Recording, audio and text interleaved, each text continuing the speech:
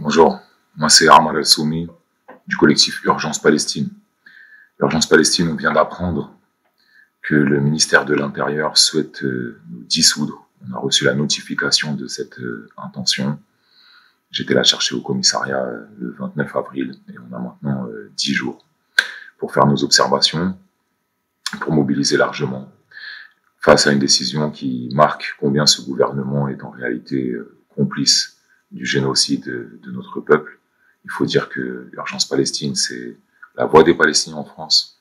On a créé cette organisation, nous, Palestiniens en exil, en octobre 2023, face à la guerre génocidaire, face au colonialisme israélien. Ça a été pour nous une façon de mobiliser le plus largement possible en soutien à notre cause, avec tous les alliés, toutes les personnes qui souhaitent lutter contre le racisme et le colonialisme. Et Urgence Palestine aujourd'hui, c'est cette force qui est déployée à travers tout le pays, des centaines de personnes de tous les horizons qui sont organisées dans une vingtaine de groupes locaux. On a organisé des centaines de manifestations, d'événements culturels, de conférences, de débats, de projections de films, de tournois de foot.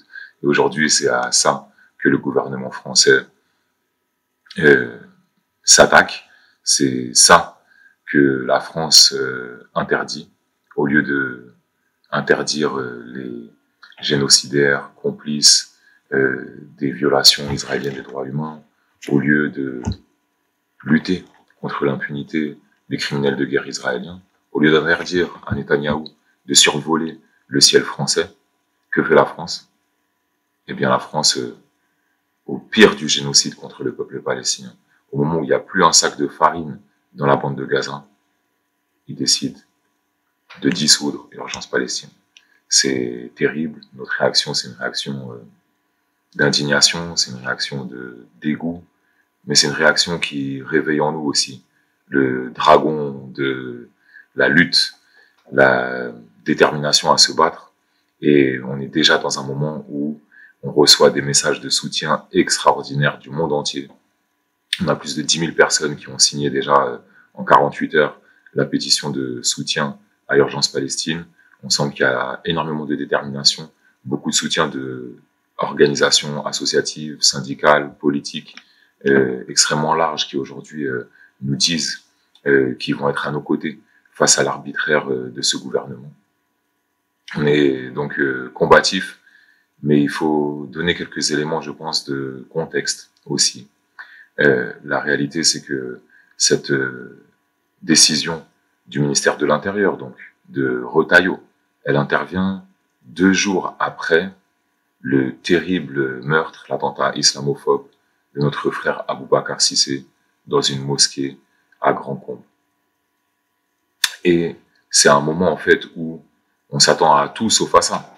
Et la réalité, c'est que face à l'islamophobie, le gouvernement et le ministre de l'Intérieur en particulier ont montré combien ils ont été plus que timides, en fait, odieusement absents. On ne s'attendait pas que dans un moment comme celui-ci, qui exige la dignité, qui exige la mobilisation farouche et résolue contre la violence fasciste, contre la violence criminelle, ils aient le culot de s'attaquer ainsi à la seule organisation qui est aujourd'hui portée par des Palestiniens dans le paysage politique français. Donc c'est bien sûr une surprise, mais aussi, encore une fois, un appel à la mobilisation. Les Palestiniens, on a connu ça par le passé. C'est pas la première fois qu'une maison palestinienne qu'on a construite au prix de grands efforts, pierre après pierre, se retrouve détruite par le colonialisme. Eh bien, cette image qui nous vient de Palestine, elle est hélas aussi vraie dans la France qui reste marquée par le colonialisme et le racisme. Et comme en Palestine, j'ai envie de dire d'abord et avant tout, alhamdoulilah, quelles que soient les destructions, les violences, les horreurs auxquelles on fait face, on reste confiant et enraciné dans cette foi. J'ai envie de dire aussi, comme en Palestine, à Gaza et partout ailleurs, quand l'occupant détruit une maison, quand l'arbitraire colonial nous frappe, qu'est-ce qu'on fait? On reconstruit. On reconstruit sur notre terre, on reconstruit des espaces qui nous permettent de continuer à vivre dignement, à respirer, et coûte que coûte, à rester enracinés dans notre lutte. Et donc ça, c'est la réalité qui nous vient de Palestine. On peut être que humble face à cette réalité et être à la hauteur de ce message pour nous, Palestiniens en diaspora. Ça veut dire que quoi qu'il arrive, on continuera à se battre et à construire les outils de notre mobilisation. Ce que nous reprochent les autorités françaises, le ministère de l'Intérieur, c'est d'être finalement ce qu'ils reprochent à toutes les personnes qui luttent pour le peuple palestinien. Ils nous accusent d'être des terroristes, des antisémites et d'appeler à la violence. L'histoire d'Urgence Palestine, je pense, parle pour elle-même. On a organisé des centaines de manifestations. Aucun d'entre nous n'a été condamné. On fait face à la diffamation, à la surveillance, à la malveillance de tout un régime oppressif. Et pourtant, ils n'ont rien trouvé d'autre à nous reprocher que des affabulations, des citations tronquées pour essayer de nous faire rentrer dans les cases de cette loi de la sécurité intérieure qui sert aujourd'hui de cadre juridique pour nous réprimer et pour nous interdire d'exister aujourd'hui dans le paysage politique et citoyen français.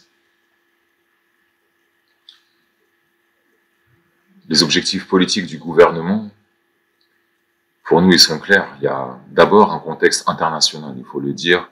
On est dans une situation terrible où différentes forces, à commencer bien sûr par l'occupant sioniste, essaient de liquider la cause palestinienne, de liquider la résistance palestinienne. Et c'est quelque chose qui se fait aujourd'hui à travers les complicités d'un certain nombre de pays dans notre région, et hélas d'un certain nombre de forces impérialistes et de vassaux de l'impérialisme. Et il y a une campagne internationale aujourd'hui contre toutes les voix palestiniennes dissidentes, tous ceux qui remettent en cause l'empire et la violence coloniale. On le voit sur les campus aux États-Unis, à l'heure où Trump non seulement met en prison des Palestiniens qui se sont battus contre le génocide, mais carrément les menaces de déportation, les menaces d'être expulsés, et coupe par centaines de millions d'euros les financements aux universités qu'il juge pas suffisamment durs avec les Palestiniens et leurs amis. Mais c'est quelque chose qu'on voit aussi à travers le monde. On pense à nos camarades palestiniens qui sont en Italie, réprimés, condamnés pour être des Palestiniens dignes et des Palestiniens qui résistent. Aujourd'hui, en France, c'est la même vague qui s'abat.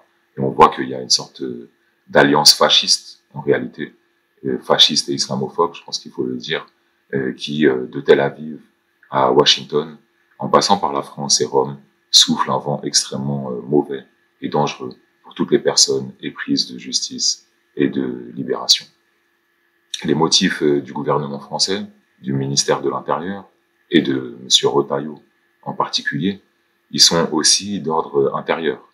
On a dit, cette dissolution, elle intervient en fait à un moment où Retailleau est extrêmement critiqué, à juste titre, pour sa réaction indigne suite à l'attentat islamophobe de la mosquée de Grand Combe et au meurtre d'Aboubacar Cissé.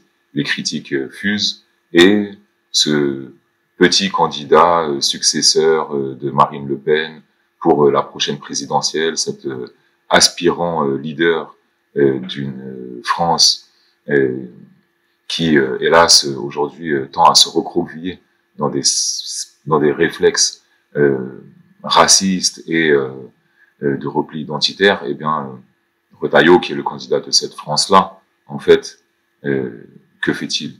Il sort une carte pour essayer de reprendre l'offensive, pour essayer de remobiliser son électorat potentiel, et pour essayer de montrer que c'est un homme fort.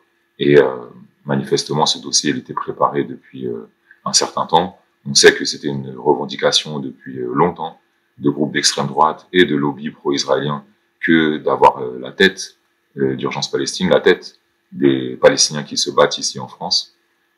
Et en fait, ça s'inscrit dans cette logique plus générale où, à l'heure du génocide du peuple palestinien, à l'heure où ils veulent anéantir le peuple palestinien, eh bien, de Gaza jusqu'en France, on le voit par des outils de différentes formes de brutalité, les bombardements et la famine à Gaza, mais l'emprisonnement, les arrestations et les dissolutions ici.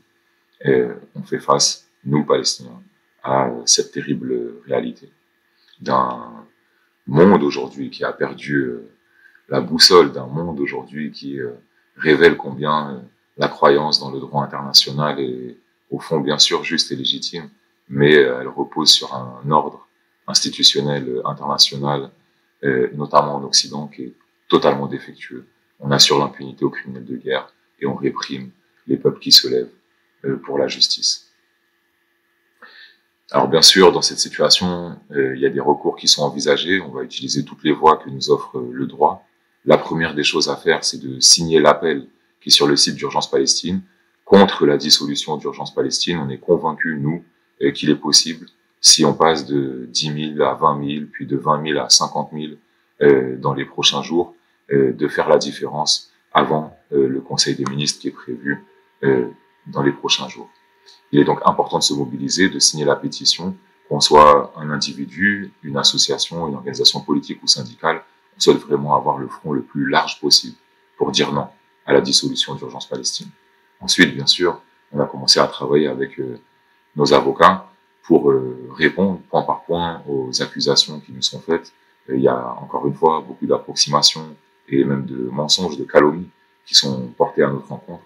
Donc on va introduire un référé et tous les recours nécessaires si cette décision est confirmée, ce qui est hélas probable jusqu'à présent. À chaque fois que le gouvernement a annoncé son intention de dissoudre, le Conseil des ministres a entériné, mais on en appelle encore à la mobilisation de toutes et tous.